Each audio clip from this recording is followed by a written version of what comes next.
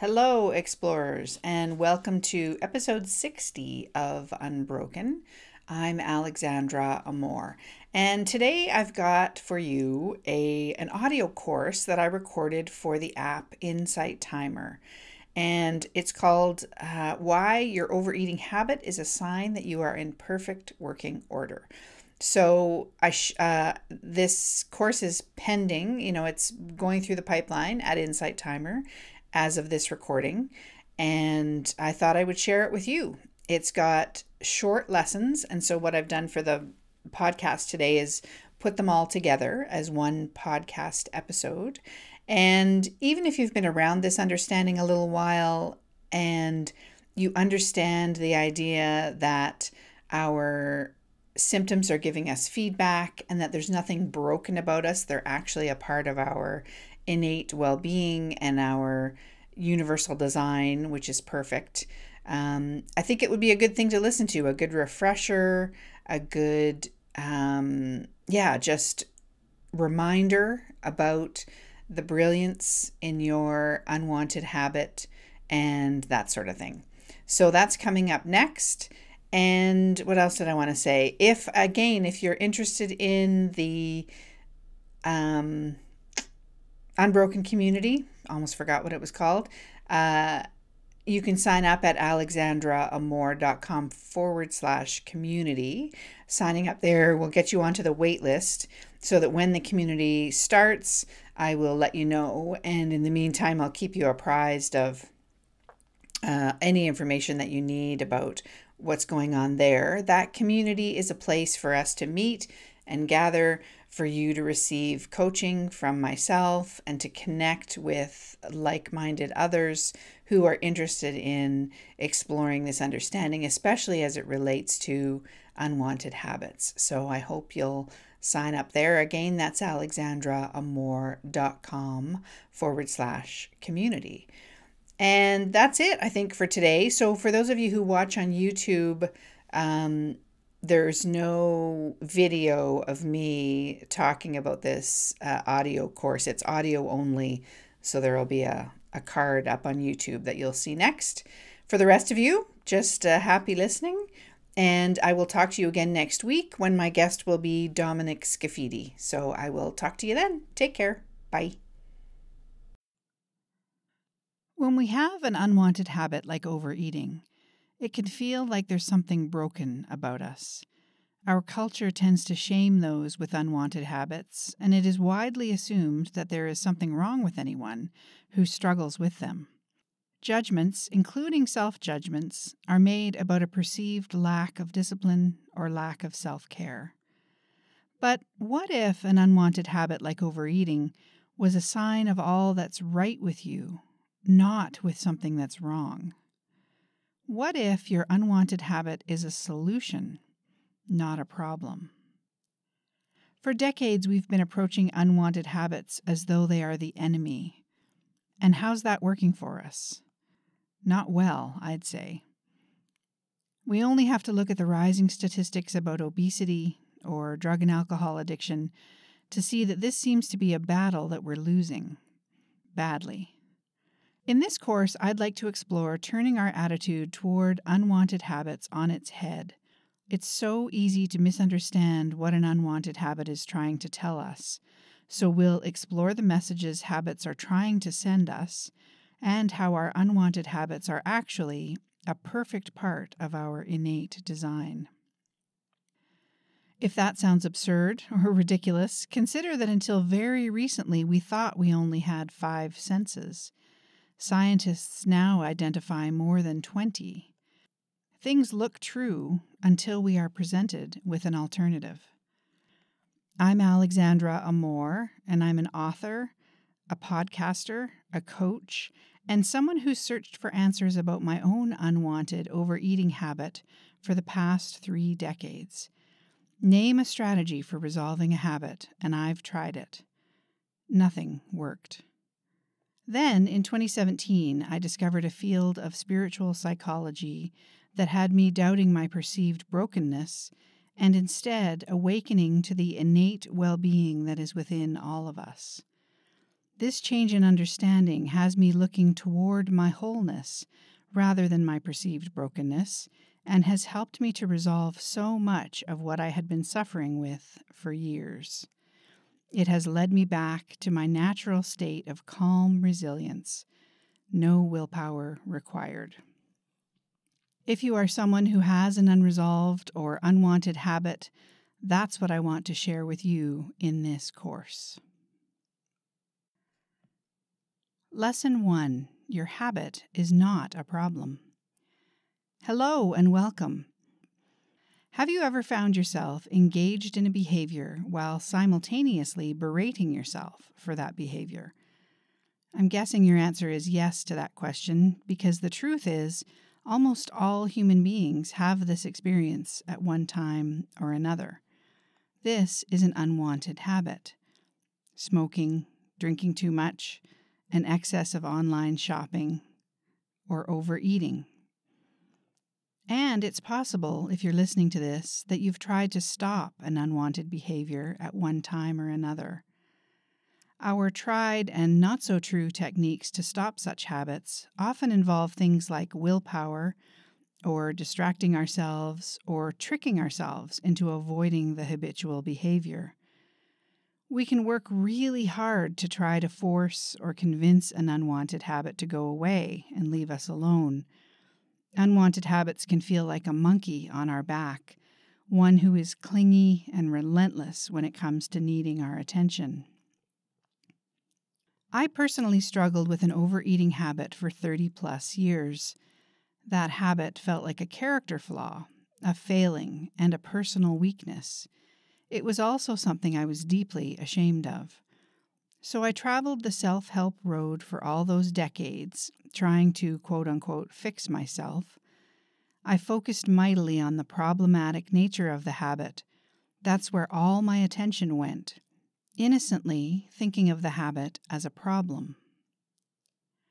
Among the fixes I tried were talk therapy, EMDR, mindfulness, counting food points, extremely restrictive diets, hypnosis, emotional freedom technique, rational recovery, cognitive behavioral therapy. I could go on. This is by no means an exhaustive list of what I tried. None of it worked. In fact, my overeating habit got worse over the years. Looking back now, I appreciate my relentless efforts to help myself. I was trying to find a solution to something that looked like a problem. But what if our unwanted habits are actually an expression of the innate intelligence that is within all of us? What if they are a sign of our mental health, not a psychological failing? What if they are a sign that we are in perfect working order? Earlier, I touched on the fact that unwanted habits are universal. They cross cultural and geographic boundaries. Why is that? Why are habits and addictions such universal human experiences?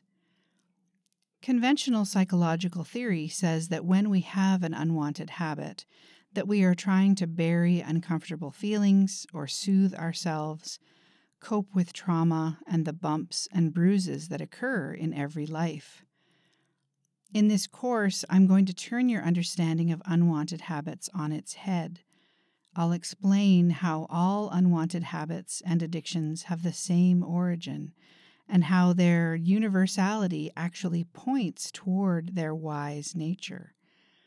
We'll talk about how addictions and unwanted habits are not about the substance that's being consumed. In other words, contrary to what the diet industry tells us, overeating is not about the food. We'll explore the feedback and messages that your unwanted habit is trying to communicate to you, and how wise these messages are. And I'll share how easy it is to misunderstand these messages and how innocently we can get caught up in that misinterpretation. We'll also explore alternatives to the ways we have historically dealt with an unwanted habit. Let's begin by talking about the way that we viewed unwanted habits like overeating up until now. It's easy to experience these habits as problems, isn't it? We have cravings and unwanted urges that seem to force us into behaviors that we don't want to be engaging in. We find ourselves eating too much or eating foods that aren't good for us, or we consume vast quantities of food only to spend days punishing ourselves in response. These things can become cyclical. We engage in the overeating behavior only to regret it afterwards and swear we'll never do it again. But then we do. Of course, all of this seems like a problem, especially if, like me, you end up on that quitting and then relapsing roundabout for years, if not decades. If you're listening to this, then no doubt, in an effort to help yourself get off the roundabout, you've tried many things to break your habit, willpower being a very common approach. White-knuckling it through days of tuna fish and steamed vegetables, or maybe tracking what you're eating, writing down everything that goes into your mouth, perhaps creating a list of forbidden foods and swearing you'll never eat them again, or tricking yourself into different behaviors by emptying cupboards and the fridge and starting fresh. We've all had experiences similar to this when it comes to trying to break a habit. So one very important thing I'd love you to hear from me today is that while you and I were doing all these things, we were doing them because they made sense at the time. These are the tools we had access to for dealing with unwanted habits: restriction, willpower, wrestling our cravings into submission, or trying to. If you can, in this moment, I'd love for you to offer yourself some compassion around this. It might feel heavy, all the effort and subsequent lack of success that you experienced, but I'll repeat myself and say you were doing what you knew to do at the time. It was the best solution you had to offer yourself. In this course, I'd like to offer you an alternative. I'd like to show you how your unwanted habit is actually a sign of your mental health and how it points toward the fact that you are in perfect working order. And then we'll explore how, when we see habits through this lens, our battle with them can slow down and then eventually stop. Let's begin with the next lesson, where we'll explore the intelligence behind your cravings. Lesson 2, Home Base. If you'll indulge me for a moment, I'd like you to close your eyes, if it's safe to do so, and settle into yourself. Feel your breath going into and out of your lungs. Feel it filling up your chest like a balloon, and then releasing and relaxing. Now, I'd love for you to call to mind a moment when you felt content and peaceful. That time might be recently, or it could be a long time ago.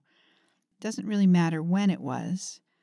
What I'd like you to bring to the front of your mind is a time when you felt a really good feeling.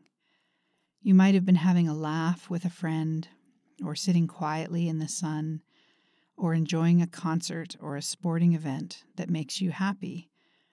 Maybe you're creative and can recall a time when you felt particularly fulfilled by a project or the process of making something beautiful. I'll give you a moment to bring something to mind.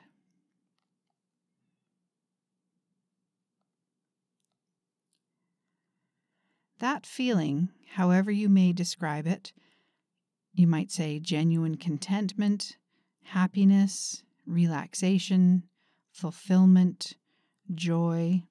For the purposes of this lesson, we're going to call that feeling home base. That home base feeling is your birthright. It is what you are made of. Let's do another little exercise. Think about the ideal vacation for you. Imagine for a moment what that would be.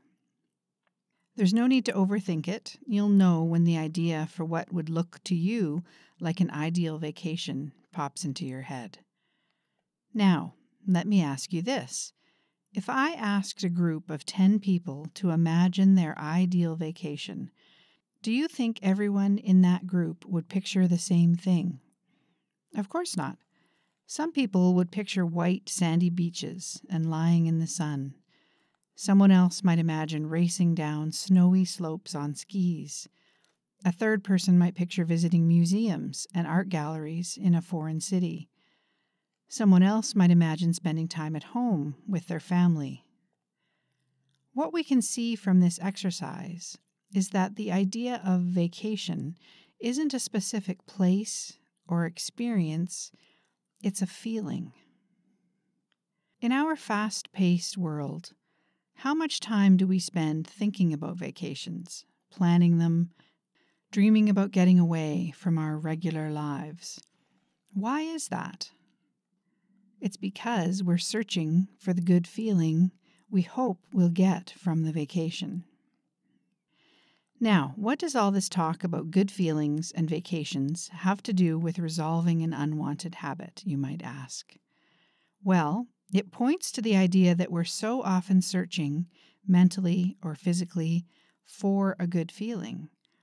Imagined lottery wins, fantasy romance scenarios, dream jobs, a super fancy car, greater financial security, a desire for love, connection, peace of mind, vacations, like we talked about earlier. All these things are pointing toward our innate wish to connect with and experience good feelings. We are all wired to want to feel good, to have that home base feeling. And, more to the point, not just to have it, but to embody it, to experience it deep in ourselves. Nobody wants to be miserable. Everyone dreams of a better feeling. Ask yourself, would anyone accuse us of being mentally unhealthy or broken for wanting to experience a good feeling? No, probably not, right? It may sound obvious, but one way that humans attempt to get to that home base feeling is by doing things that make us feel good, things that give us a rush, so to speak, of the good feeling that we are searching for and that we are made of. These things can be shopping, smoking, drinking, sex, drugs, and yes, eating. All these things, and so many more, are things we do to try to manufacture a good feeling. Think of how you feel when you first indulge in your unwanted habit, before the guilt and recrimination set in. It feels good, right? That first bite of a favorite food, there's a good feeling there, if only for an instant. That's one reason why we do it. That's why we indulge in our unwanted habit over and over again. We are trying to feel that good feeling. And later in this course, we're going to talk about other reasons for our unwanted habits. You might say, well, thank you, Captain Obvious. Of course habits are trying to simulate a good feeling. Have you eaten a piece of chocolate cake lately? It's heaven in every bite. The reason I bring up this obvious idea is that it points out that unwanted habits are a sign of our mental health, not of mental weakness or a lack of willpower or an addictive personality. Unwanted habits are a way for us to create a simulated good feeling. Unfortunately, they come with baggage attached, guilt, shame, self-recrimination, not to mention their adverse effects on our health. But their origin is innocent. We are always searching for a good feeling, and we will do so even when that search causes problems. We are searching for a good, calm, peaceful, soothing feeling because that feeling, that home base, is our most natural state. And we know this instinctively, even when we're very far away from that feeling. Think about babies for a moment. As long as their needs are met, their diaper is clean, they are fed and have had enough sleep, they live in that calm, peaceful place. This is who we are. And this is what our unwanted habits like overeating are trying to achieve. The good news is that when we begin to see our unwanted habits for what they are, a wise part of our innate intelligence, an indicator of our well-being, then we can let go of some of the baggage that comes along with those habits. And when we stop beating ourselves up for having the habit, that itself is one important step for resolving an unwanted habit. In the next lesson, we're going to build on this idea of our home base feeling and talk about what unwanted habits are trying to accomplish in addition to creating a good feeling. Lesson 3, A Quiet Mind. Do you own an Instant Pot? They were all the rage a few years ago. I love mine. Instant Pots are a brand name for what my grandmother called a pressure cooker, which is a pot that cooks its contents with pressure rather than with heat. The pot is sealed and pressure builds up, and that's what cooks whatever's inside. If you own either an Instant Pot or a pressure cooker, you know that there's a valve on top that allows you to release some of the pressure in the pot. When you do so, it makes a whooshing sound, and you can see steam escaping the pot. In my work with clients, I very often use the following metaphor for unwanted habits. Our minds are like a pressure cooker, and our behavior, our unwanted habit, is the release valve on that pressure cooker. The pressure inside the metaphorical Instant Pot is created by our busy thinking. So in other words, our unwanted habit releases the pressure that builds up in our minds from our thinking. The thinking you experience in life is like the contents of that pressure cooker. It can build and build until it feels like too much to cope with, swirling around inside your head, keeping you awake at night, interfering with the concentration required for other things. The solution for the buildup of this pressure is the release valve. That release valve shows up as behaviors that can run the gamut from lashing out in anger to over-shopping, to yelling in traffic, to overeating, smoking, drinking too much, and hoarding, just to give a few examples. The release valve gets us back to a better feeling, to that home base feeling we talked about in the previous lesson. Even if the change is only incremental, we still feel a bit better. Some of the pressure within us has been released, and we are slightly more calm, more peaceful. In this way, an overeating habit or other unwanted habit is actually a solution, not a problem, like I talked about earlier in this course. And I'm going to say that again so you don't miss it. Our unwanted habits are solutions, not problems. A habit releases some of the pressure within you that is created by busy thinking. In this way, a habit is a necessary and natural part of your perfect design. Without the release valve, the pressure cooker would explode. This is another reason why your unwanted habit is a sign of your mental health and a sign that you are in perfect working order. That release valve behavior is evidence that you are looking for a better feeling, that you are wired to search for and crave a good feeling.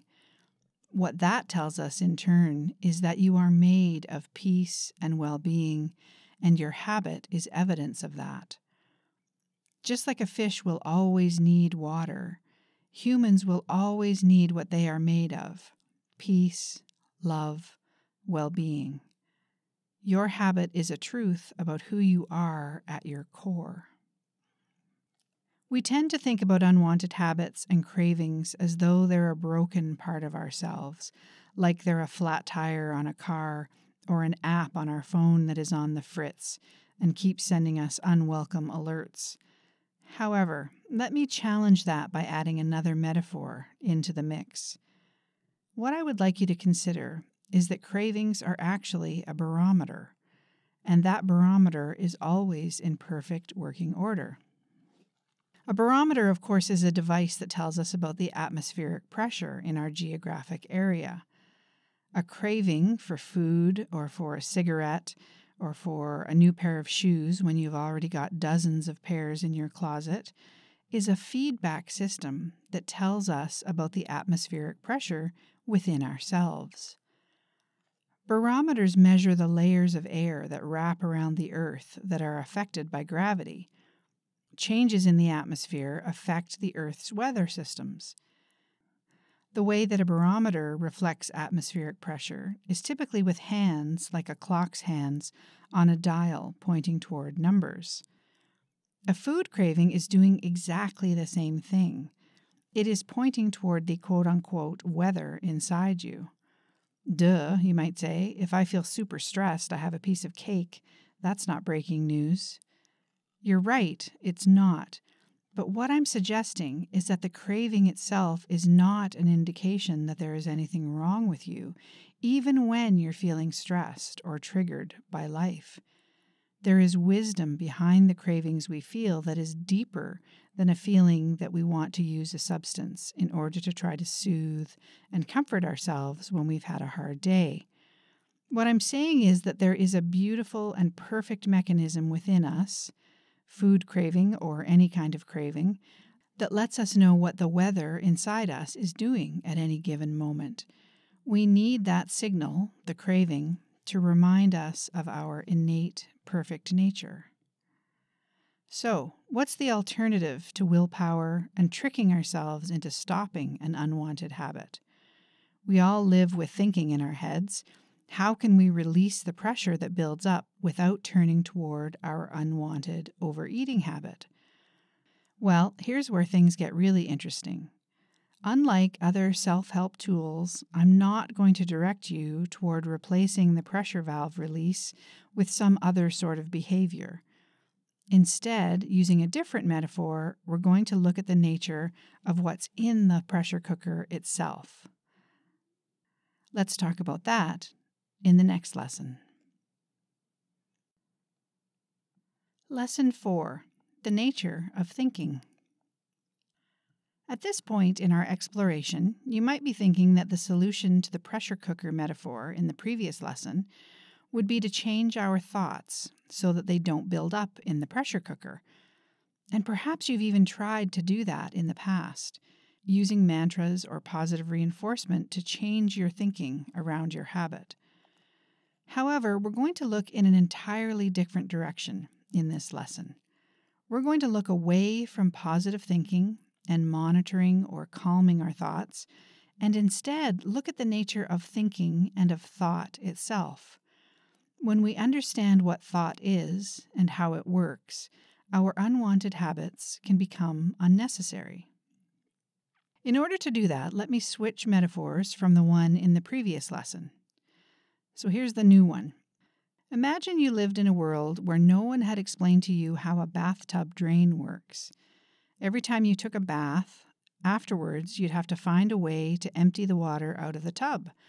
You might take a bucket and scoop out the water and carry it through your house to the front door and then take it outside and dump it somewhere.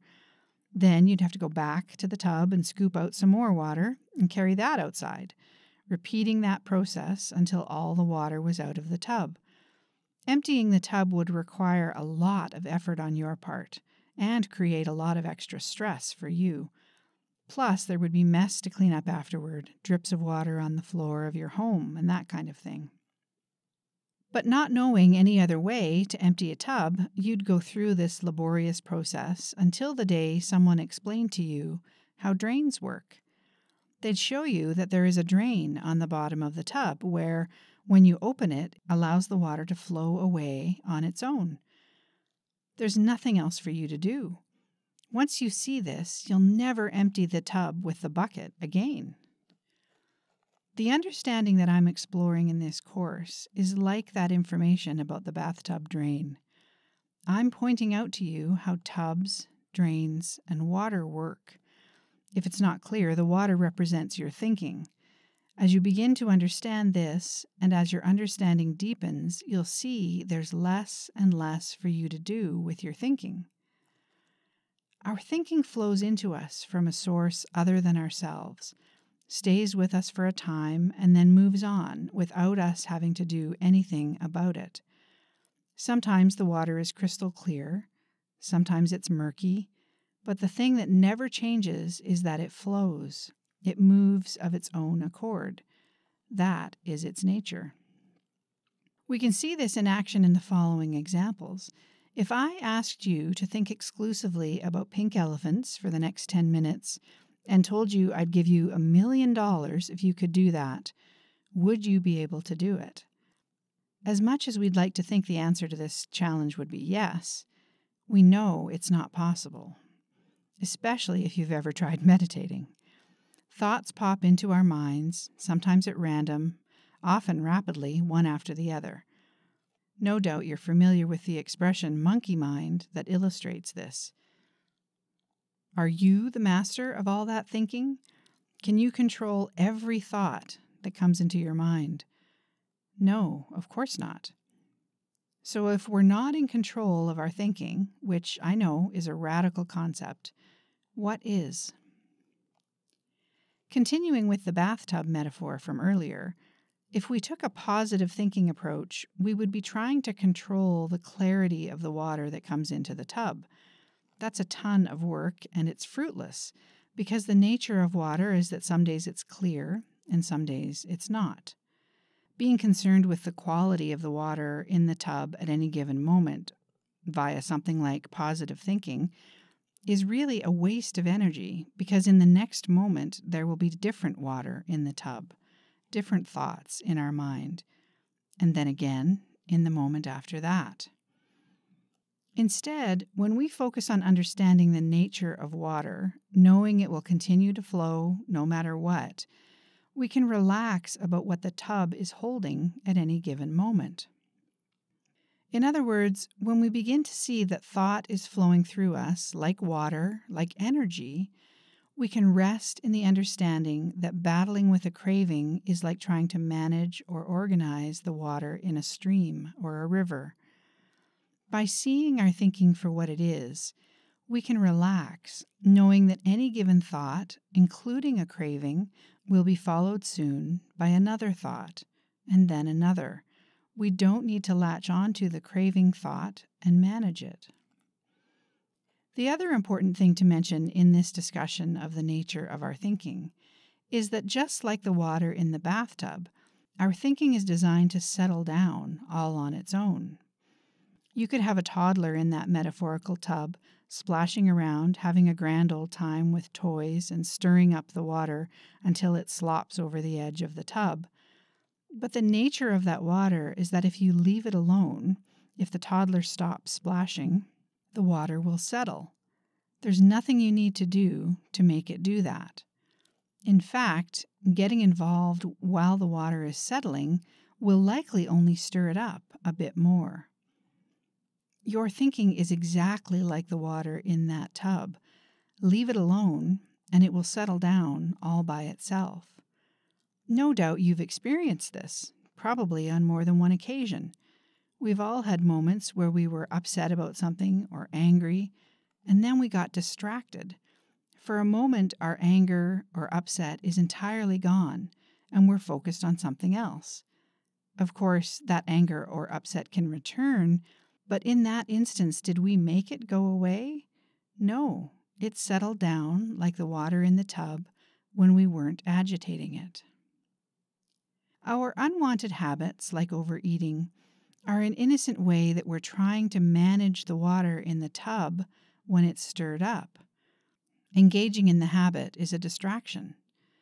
We become distracted from our busy thinking, even if just for a moment. But when we understand the nature of thought, the need for the unwanted habit lessens. We can begin to rely on our innate design, knowing that if we leave our thinking alone, it will settle down. As I mentioned at the beginning of this lesson, resolving a habit like overeating doesn't come from forcing behavioral change. It comes from understanding the nature of thought, and from understanding your beautiful, innate design that is always pointing you back toward peace and calm. Lesson 5. Life inside out. I've thrown a number of metaphors and new ideas at you in these lessons. If what I've said feels like it has scrambled your eggs a bit, that's okay. That reaction is common when we're learning something entirely new that contradicts so much of what we've believed about ourselves for years, if not decades. Especially if you're someone like myself who is a natural seeker and has long wanted to find an answer to an unwanted habit. So as we wrap up, let me briefly go over what we've discussed. 1. You are made of peace and calm and a good feeling. That's who you are at your core. Your desire to learn and grow by listening to courses like this and being here on Insight Timer proves this. We are always wanting to connect with the innate love that we are made of. 2. Your unwanted habit is not a broken part of yourself. There's nothing you need to fix about it. It is, in fact, part of the universal intelligence that includes your beautiful and brilliant human design. 3. Your unwanted habit is both a solution and a barometer. It is a solution because it is a way to release some of the pressure inside you that results from a busy, overactive mind. And it is a barometer because when you feel an urge to indulge in your habit, that urge alerts you to your state of mind. 4. Your brilliant and innate design knows how to settle down that busy, overactive mind. You don't need to do anything to make that happen. These lessons are the tip of the iceberg when it comes to exploring this new field of spiritual psychology, commonly called the 3 principles, or the inside-out understanding. These principles were first articulated by a man named Sydney Banks, and it is to him and other teachers who follow him that I must credit for everything I've shared here. It's so easy, especially for seekers like us, to get caught up in what can feel like a perpetual race to fix ourselves. I admire that impulse in others and in myself. It comes from a very pure place, but it can become exhausting. Until I came across this understanding, I felt like I was on an endless self-help treadmill, always running but never reaching my goal. There was always something else to fix or change about myself. However, what I love about the understanding I've shared with you today is that it is always, always pointing us back to our innate well-being. There's nothing we need to fix or change or improve about ourselves. It's all there within us, and it always has been. Exploring this understanding is like having the clouds in an overcast sky gradually part. The blue sky was always there, we just couldn't see it. The more I am reminded to focus on the sky, the eternal, infinite, entirely whole sky, and not on the clouds, the more the clouds thin and move out of my line of sight. If it's not obvious yet, the understanding you've just explored in this course is about more than food, more than eating, and it's about more than resolving an unwanted habit. It's about your true nature and how brilliant and beautiful that is. It's about the perfection behind our human design and how that design is always working for us, not against us. It's about how we are always healthy, always whole, even when we are struggling with something like an overeating habit, and how that habit is itself pointing us back to our innate wholeness and well-being. Unwanted habits are, surprisingly, a language of love and wisdom. When we see them for what they are, every aspect of our life is changed and sweetened.